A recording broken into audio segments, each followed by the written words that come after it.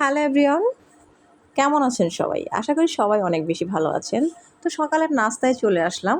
তো আজকে থেকে যেহেতু স্কুল খোলা, তো ভাবলাম যে উম নাস্তাটা করে নেই কিংবা টিফিনের জন্য আমি নাস্তাটা রেডি করব বাচ্চাদের। কারণ আজকে থেকে সব মায়েদেরই কিন্তু এই চাকরিটা কিন্তু শুরু হয়ে গেল একেবারেই ফ্রিতে। তো যাই হোক, মায়েদের এই চাকরিটা আজীবনই থাকবে সন্তানদের জন্য, তো হাজব্যান্ডের জন্য। তো এই যে আমি রুটিগুলো গরম পানি দিয়ে আমি সবসময় পানি গরম করে ওটার মধ্যে নুন প্লাস তেল দিয়ে একসাথে, তারপর আমি সবসময় আটাটাকে করে তারপরে রুটি বানাই।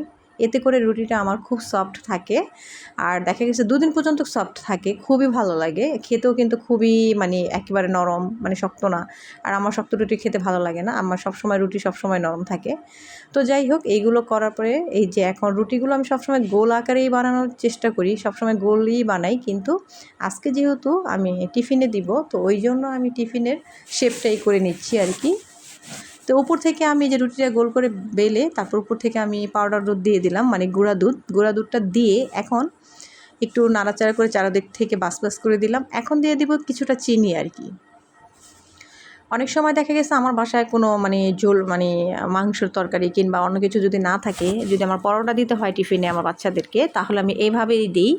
একেবারে শর্টকাটে, খেতেও ভালো লাগে আর ঝামেলাহীন আর কি। অনেক সময় দেখা গেছে ওরাও স্কুলেতে খেতে একটু ঝামেলা মনে করে, তখন বলে যে আম্মু আমাকে নুডলস কিংবা এইভাবে দাও। তাহলে দেখা গেছে যে আমার একটু খেতেও শর্টকাট, ঝামেলা হয় না আর কি। তো আমি সবসময় চেষ্টা করি বাচ্চাদেরকে বাচ্চারা যেটা পছন্দ করে সেটা করার জন্য।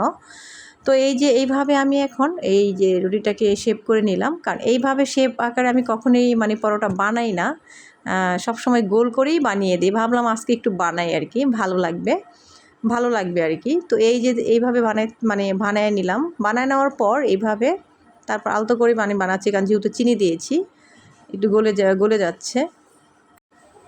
তারপর এরকম করে শেপ করে বানিয়ে নিলাম সবগুলো। তারপর দেখা গেছে সকালে আমরা নাস্তা খাওয়ার জন্য এইভাবে মাঝে মাঝে করে নেই। এতে এই টিফিনটা বেসিক্যালি খুবই মজার হয়।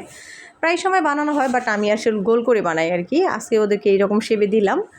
তো যাই হোক, যখনই কি এটার কামড় দেওয়া হয় আর কি, দুধের যে একটা ফ্লেভার সেটা আসে, আবার একটু হালকা মিষ্টি মিষ্টি একটা ভাব চলে আসে।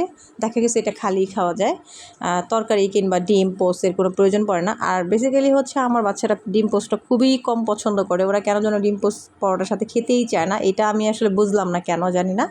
তো যাই হোক, এই যে এগুলো আমি এখন ঘি দিয়ে ভেজে দিব।